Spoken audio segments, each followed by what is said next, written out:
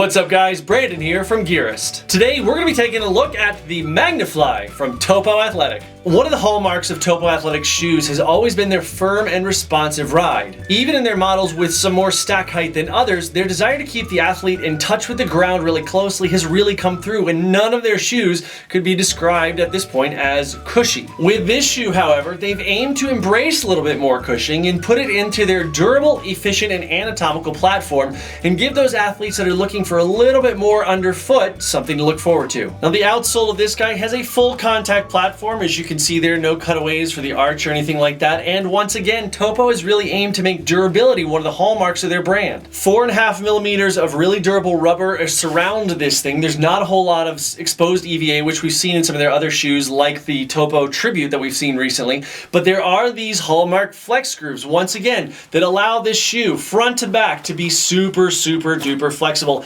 even back into the heel. And these flex grooves go along anatomical lines, which is basically where the foot is going to want to flex and move in the first place. So it's really, again, meant to work with the foot, making the foot and the athlete front and center, and the shoe is there to complement that person. As I mentioned before in other Topo reviews, the durability of this brand is always one of those things that really impresses me, and this is no different. With about 40 miles on it, there's really not much wear to speak of. There's a little right here and right here, but that is about it, because mainly that's where I land on the ground. The flex grooves do a great job, as I mentioned a second ago, keeping this thing flexible in a platform that has more stack than usual. It's a little more stiff than some other Topo Athletic shoes, again, because there's extra material, but these do a great job of not hindering it and still remaining that, or still keeping that flexibility nice and where you'd want it to be. As for all that durability, we'll certainly touch on it in a few minutes when we talk about the price, but let's just say that this thing really rates high on the bang for your buck scale. In the midsole of the Magnifly Topos, use a dual density midsole, which you can see right here. First, you've got this lighter foam, which is the harder stuff, and then right here you've got this slightly less hard, slightly less dense foam, this darker gray area right here along the bottom, right above the outsole there, and that extends all the way from the heel back here, so you've got a little bit for those heel strikers in the crowd, all the way up into the midsole. So this is going to be a complement and a cushion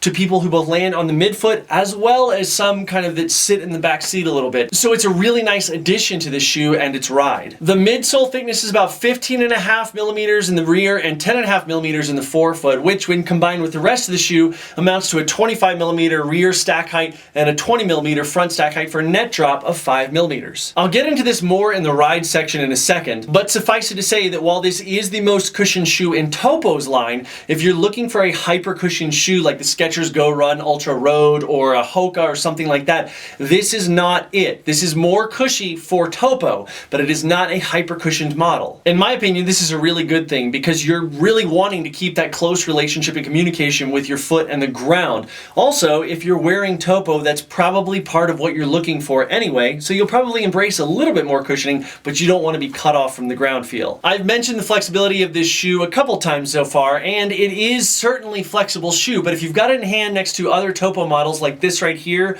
the Tribute, then it is certainly not the most flexible shoe in Topo's line. Again, still super flexible. I mean, look at this. But those other ones just flex a little bit. Now, on one hand, that provides quite a bit of pop and responsiveness, which I like, but it does dial back some of the flexibility which is endemic in Topo's shoes. But again, if you're looking for a shoe that is super flexible, this is still probably, relative to a lot of other shoes, going to be very flexible. It's just not as flexible as some other shoes in the Topo lineup. One of the things that we like most about Topo Athletic shoes is their build quality overall. We've talked about the durability of the outsole, but also the uppers of these things are just really spot on. I mean, you know, there are certainly some people out there that have managed to bust through some of their uppers because, again, as I mentioned in other reviews, people do some crazy things to shoes, but we have yet to experience any of that, and I've been in every single Topo model from the beginning. So it really plays well into this shoe that they've carried on the tradition of having these bonded 3D printed on overlays, which are super durable, and there are a lot of them, as you can see here. Now the mesh on the upper of this shoe is very breathable. We'll touch on a little more of the breathability aspect here in a second, and again, it is over overlaid by a massive amount of these bonded, 3D printed on and bonded overlays. Now, what that has a tendency to do, and I didn't really notice this, I have heard from our buddy the Ginger Runner that he found that it closed off some of the breathability. Some of these overlays are so plentiful, which you can see there. There's just so many of them that they cut off areas that you might want the shoe to breathe. I didn't really find that. Of course, he's running in Southern California where it's been warm. For me, it's not been that way. It's been pretty temperate since I've had this shoe, so I haven't really noticed that, and my feet tend to not get that hot. So I'll just say that if you have a tendency toward hot feet, this isn't going to be as airy and open as some other of their models, but again, the durability is kind of the trade-off for that. Now, the foam around the collar and around the tongue here is exactly what I would want. It's not too much. You can probably see there. It's really cushy, it's dense, but it's not so puffy that it's going to push the foot around. The inside of the foot is actually pretty nice against a barefoot. I don't run sockless, but if you do, you'll probably be pretty comfortable in this. It's not the softest thing down here in the mesh, but it is doable against a barefoot should you want to go that direction. Now, the toe bumper on this guy, we mentioned this recently in the Topo Tribute review. The toe bumper is pretty awesome. I mean, you know, trail shoes would be jealous to have this thing. I'm not complaining, I'm just commenting on it, letting you guys know. Now, if you're somebody who really hammers and drives into the toe of the shoe, this is going to be a great spot. I mean, you're going to not be able to really blow that out. Also, if this is you,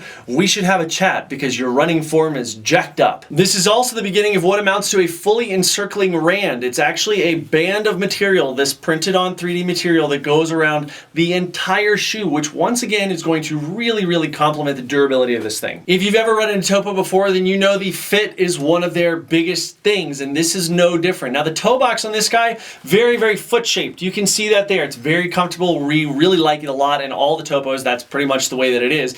Now, one thing that I will point out is that this tough toe bumper right here, that tends to negate a little bit of the vertical wiggle room. It doesn't completely cut it off, and it's still more wiggle room than a lot of shoes have, but just so you know, you're going to run into that bumper, especially if you've sized it under where you need to be. So just be aware of that. You've still got tons of room for wiggle and splay. It's just that this is going to limit some of that vertical motion that you might otherwise look for. It's also shaped so as not to be too swimmy on the front of the foot. I have never noticed a Topo Athletic shoe to be swimming, and some of that is a compliment to the rest of the shoe. Now, as we move into the midfoot here, this is kind of a narrower waist. You can see it actually here from the outsole a little bit better. And what's great about this is that Topo has designed this so that you don't have to over tighten. They want to have a nice heel cup, a great toe box, and in the middle, this midfoot that's going to really be on the foot. It's not going to be pressuring on the foot, and it's not going to be hyper loose. It's just going to be an area where you can tighten down just as much as you need to, and the shoe rather is not going to go flying off your foot.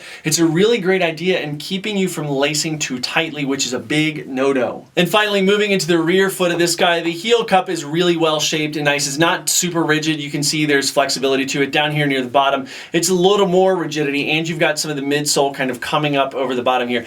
I noticed that this has great agility. I've always noticed that with Topo Athletic shoes, and again, that pop because of the midsole is really nice. Now, here's kind of the double-edged sword of the ride of this shoe. As I mentioned above, if you're looking for a cushy shoe, this is not it. Yes, this is definitely more cushioned than other Topo Athletic shoes, but on the grand scale of what is a cushy shoe, this ain't gonna be up there. This is gonna be somewhere near the kind of middle bottom or bottom of the middle. And this is definitely what Topo is going for. They don't want to cut people off from the ground. And those people looking for more cushion without going overboard, this is gonna be a great option for that. In my opinion, I like what they've done here. This shoe, again, isn't as flexible as some of their other ones, but the ground feel remains really solid and the pop and responsiveness is nice. In fact, with the amount of rubber coverage that is on this thing, I gotta tell you, I would not hesitate to take this on some trails. It would not bother me at all. It's not designed for that, but it's pretty beefy for a shoe like this. And in terms of what you're looking to do in it, easily a marathon in this shoe, maybe even ultra depending on what type of shoe you want to wear for that distance, but definitely marathon and below, no problem. Once again, with this shoe, Topo has done a great job of staying in line with their ethos, with the guidelines of the company,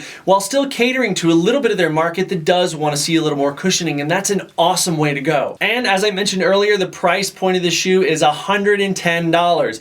Bang for your buck on this is super high. If you're already Topo wearer, that amount of cushioning is going to be nice and pleasant for you. And if you're someone looking for natural foot shape but you haven't tried Topo yet, I would strongly suggest checking them out, especially at that nice price point. Now, I've got a question for you guys, but before I let you go anywhere, please don't forget to like and favorite this video and subscribe down here. We would really appreciate that. Thank you. And here's the question of the day. What I want to know is, what is your favorite road running shoe right now? And if you could dial up or down the cushioning, what would you do? Let us know down in the comments section below. Now guys, don't forget to let us know your Ask Gearist questions. You can do so by leaving a comment down in the comments section below or emailing info@gearist.com. As always, follow us on all our social media outlets right here, especially that YouTube button right there. We want you to subscribe to our channel and help support us. It would mean so much. Thank you guys so much for spending a few minutes with us today, and we will see you next time.